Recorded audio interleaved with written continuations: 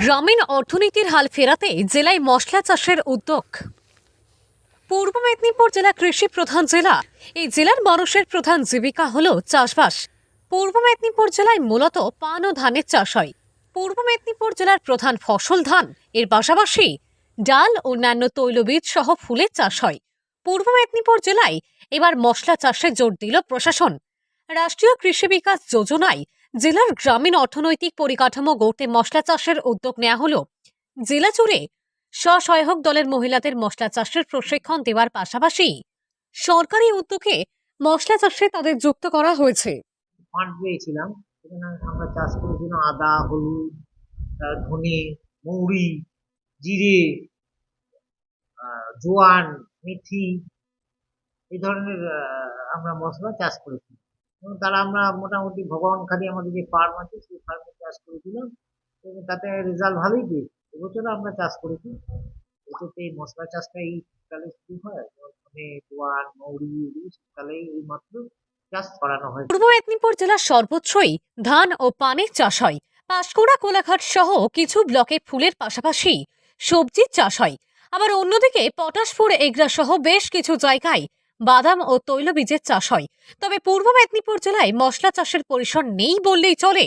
সরকারিভাবে এবার এই মশলা চাষ শুরু হলো। পেঁয়াজ, আদা, হলুদ, ধনিয়া, জিরা, মৌরি সহ বিভিন্ন ধরনের মশলা চাষ শুরু হয়েছে সরকারি উদ্যোগে। রাষ্ট্রীয় কৃষি বিকাশ যোজনার আর্থিক আনুকূল্যে মশলা চাষে জোর দেওয়া হয়েছে জেলা জুড়ে।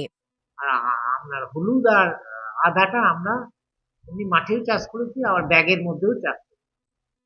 তা ব্যাগের মধ্যে চাষ করলে যেটা সুবিধে সেটা হচ্ছে যাদের জমি জায়গা কম, একদম মিনিমাম জমি জায়গা নাই, তারা বাড়ি সংলগ্ন এলাকায় কয়েকটা বস্তাতে যদি হলুদ আর আদা চাষ করতে পারে তাহলে তাদের সারা বছর যদি আদা লাগে সেই চাহিদাটা তাদের নিজস্ব চাহিদাটা পূরণ হবে।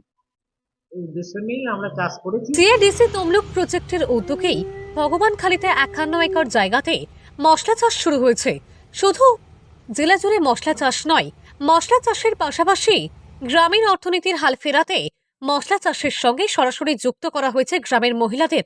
এর পাশাপাশি সহজেই বাড়িতে কিভাবে নিত্য প্রয়োজনীয় মশলা চাষ করা যায় তার প্রশিক্ষণ দেওয়া হচ্ছে। সরকারি উদ্যোগে এই মশলা চাষ ভালোই সাড়া পড়েছে বলে জানা যায় সিএডিসির পক্ষ থেকে। একদিকে যেমন গ্রামের স্বসহায়ক দলের মহিলারা মশলা চাষের সঙ্গে সরাসরি যুক্ত, মহিলারা প্রশিক্ষণ নিয়ে বাড়িতে মশলা চাষ করছে। এর ফলে গ্রামের অর্থনৈতিক পরিকাঠামো অনেকটাই মজবুত হচ্ছে। বর্তমানে তমলুক, চণ্ডীপুর ও খেজুরির মতো ব্লকে মশলা চাষ চলছে। আগামী দিনে জেলার প্রতিটি ব্লকে মশলা চাষের পরিসর বাড়াতে উদ্যোগী সিএডিসি। পূর্ব মেদিনীপুর জেলা তমলুক থেকে সৈকত শ্রীর রিপোর্ট, লোকাল 18 বাংলা।